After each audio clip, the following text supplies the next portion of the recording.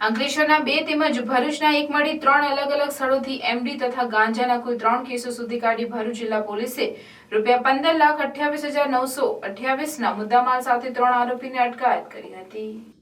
ભરૂચ જિલ્લા વિસ્તારના યુવાધન નશાના રવાડે ના ચડે તથા નશાયુક્ત પદાર્થોના ખરીદ વેચાણ અને હેરાફેરી અટકાવવા માટે અસરકારક અને પરિણામલક્ષી કામગીરી કરવા તથા આવી ગેરકાયદેસર પ્રવૃત્તિ કરતા ઇસમો વિરુદ્ધ કેસ કરવા ભરૂચ પોલીસ અધિક્ષક મયુર ચાવડા દ્વારા no drugs in Bharuch campaign અન્વયે જિલ્લાના તમામ અધિકારીઓને સૂચના આપવામાં આવેલ તેમજ અંકલેશ્વરના પરપ્રાંતીય વિસ્તારમાં ગેરકાયદેસર ગાંજા સહિતના નશીલા પદાર્થનું ખુલ્લેઆમ વેચાણ થઈ રહ્યું હોવાનો વિડીયો વાયરલ થતા બાદ પોલીસે વિભાગ એક્શનમાં આવી ગયો હતો।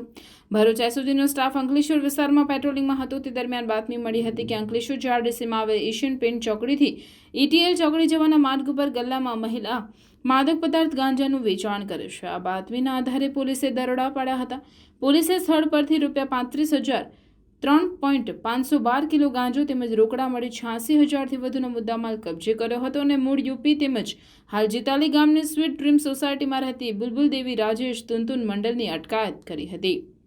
જ્યારે બીજા બનાવમાં અંકલેશ્વરના આંદાળા ગામની ખોડિયારનગર સોસાયટીના મકાન નંબર A62ની આગળ ઓટલા પાસે બનાવેલ ફૂલ છોડ વાવણીવાળી જગ્યામાં ગેરકાયદેસર નશાકારક વનસ્પતિજન્ય માદક પદાર્થ ગાંજાનો લીલો છોડ ઉગાડવામાં આવ્યો હોવાની બાતમી બી ડિવિઝન અંકલેશ્વર પોલીસને મળી હતી। જે બાતમીના આધારે અંકલેશ્વર બી ડિવિઝન પોલીસે દરોડા પાડી સ્થળ પરથી ગાંજાનો લીલો છોડ 7.700 કિલોગ્રામ મળી કુલ 77,000નો મુદ્દામાલ કબજે કરી મૂળ બિહાર તેમજ હાલ ખોડિયારનગર સોસાયટીમાં રહેતું જીતેન્દ્ર કુમાર દેવલાલ પ્રસાદને ઝડપી પાડ્યો હતો। તે ઉપરાંત ભરૂચ શહેર B division police inspector S T ફુલતરિયાને મળેલ બાતમીના આધારે ગરીબ નવાઝ અપાર્ટમેન્ટ અબ્દલ વાડ પીરકાંઠી રોડ ભરૂચ ખાતેથી આરોપી અમીન ઉર્ફે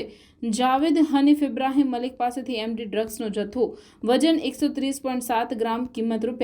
₹13,07,000 તથા ગાંજાનો જથ્થો વજન 238.87ની કિંમત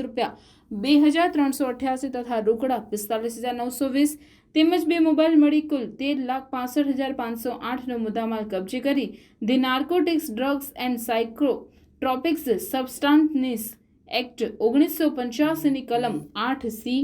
20A 22C 29 મુજબ ગુનો રજીસ્ટર કરી કાયદેસરની કાર્યવાહી હાથ ધરી છે।